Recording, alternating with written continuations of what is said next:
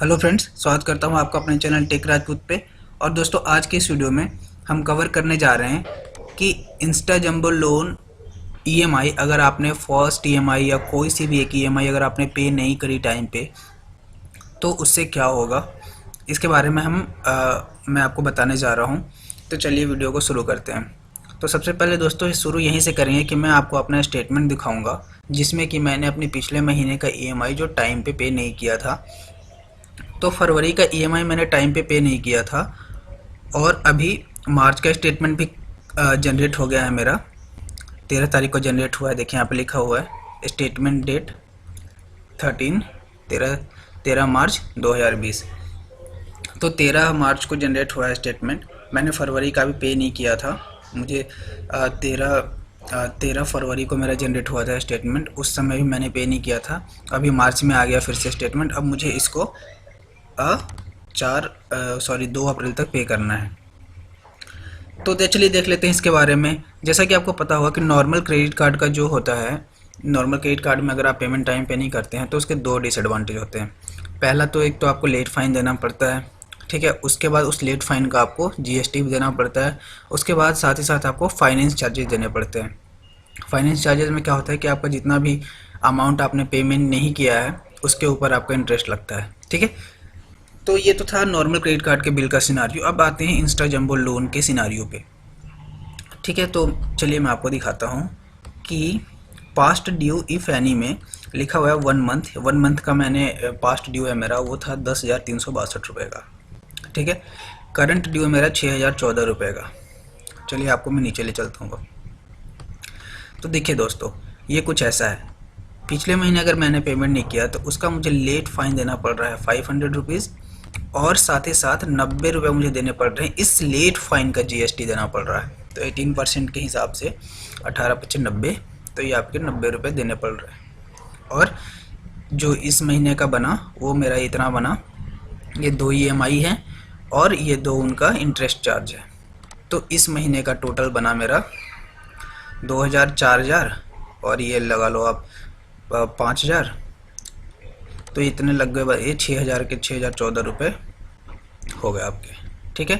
तो जैसा कि आपको पता चल गया होगा कि अगर आपने पेमेंट नहीं किया टाइम पे तो आपको फाइनेंस चार्जेस नहीं देने पड़ते, सिर्फ आपको लेट फ़ी और लेट फ़ी का जीएसटी देना पड़ता है, जो कि नॉर्मल केसेस में आपको फाइनेंस चार्जेस और लेट फ़ी दोनों देने पड़ते हैं।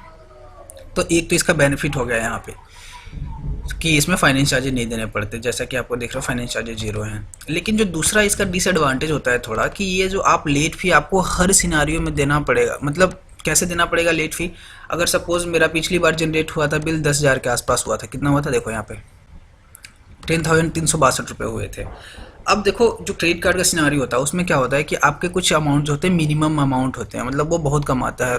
जैसे आपका 10,000 बना तो उसके 1,000-2,000 रुपये आएंगे। तो बंदा क्या करता है, मिनिमम पेमेंट तो अपना कर देता है, तो उससे क्या होता है उसका लेट फ़ाइन सेव हो जाता है, फिर बस फाइनेंस चार्ज देने पड़ते हैं उस केस में उसको। लेकिन इंस्टा जंबो लोन में क्या होता है कि जो फुल अमाउंट होती है वही आपका मिनिमम पेमेंट अमाउंट होता है। जैसे कि देखो, अभी मेरा 10,362 रुपये पिछले महीने के और 6,000 इस महीने के, और मिनिमम अमाउंट भी मेरे 16 ही है, और टोटल ड्यू भी इतना ही है। देखो 467 रुपये है टोटल ड्यू, और ये 377 रुपये है, ठीक है। तो ये जो है जो 100 रुपये, आई थिंक 90 रुपये जो बच रहे हैं वो बस जीएसटी वाले बच रहे हैं, वरना जो मिनिमम अमाउंट होता है वही टोटल अमाउंट होता है इंस्टा जंबो लोन के केस में। बाकी क्रेडिट कार्ड के केस में तो आपका ऐसा होता है कि जो टोटल अमाउंट होता है वो बहुत ज़्यादा होता है और मिनिमम अमाउंट थोड़ा कम होता है, वो कुछ परसेंटेज होते हैं उसके।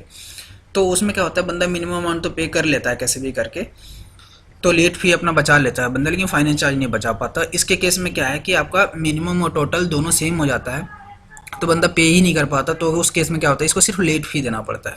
तो ऐसा सिनारियो है दोस्तों।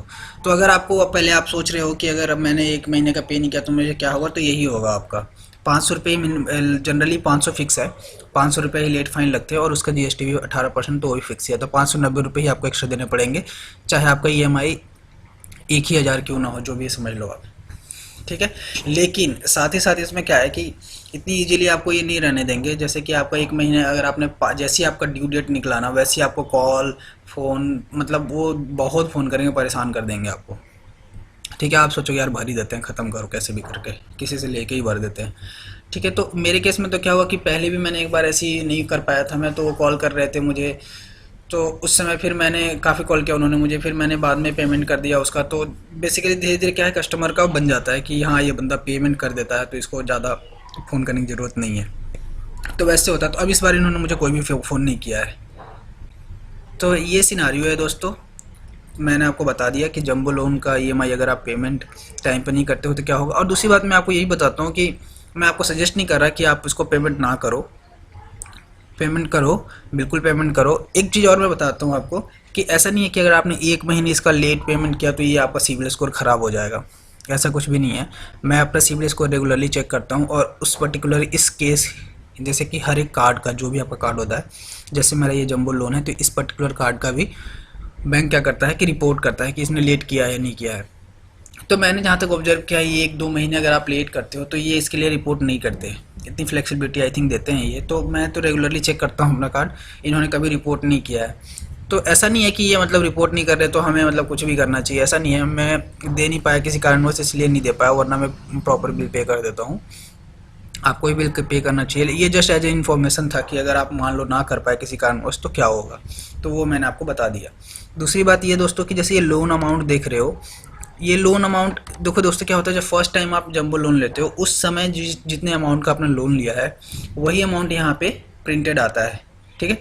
ऐसा भी हो सकता है कि आपने 1 लाख का लोन लिया था उस समय, उसके बाद आपने वो भर के ख़त्म कर दिया, आपने फिर 10,000 का ही लिया, तो यहाँ पे आप सोचोगे 10,000 आना चाहिए, ऐसा नहीं है। वो फर्स्ट टाइम, ये मतलब इनका थोड़ा सीन अलग है, ये उसको मतलब अच्छे से रिफ्रेश नहीं कर रही है, जो भी समझ लो। ये सिस्टम का अपना है वो रखा है। टेन्योर 24 मंथ, जो आपने फर्स्ट, इसका कहने का मतलब जो आपने फर्स्ट टाइम जब इंस्टा जंबो लोन लिया था उसका अमाउंट यहाँ पे छपता है, ठीक है दोस्तों। तो दोस्तों आज के लिए इतना ही, थैंक यू। आज के लिए इतना ही। अगर आपको कोई डाउट है तो आप नीचे कमेंट में पूछ सकते हैं, मैं आपको उसका रिप्लाई ज़रूर करूँगा। और अगर आपको कुछ सजेशन भी देना चाहते हैं तो वो भी कमेंट में लिख सकते हैं। और आपको ये वीडियो अच्छा लगा हो तो please like this video and subscribe to my channel. Thank you very much, have a nice day.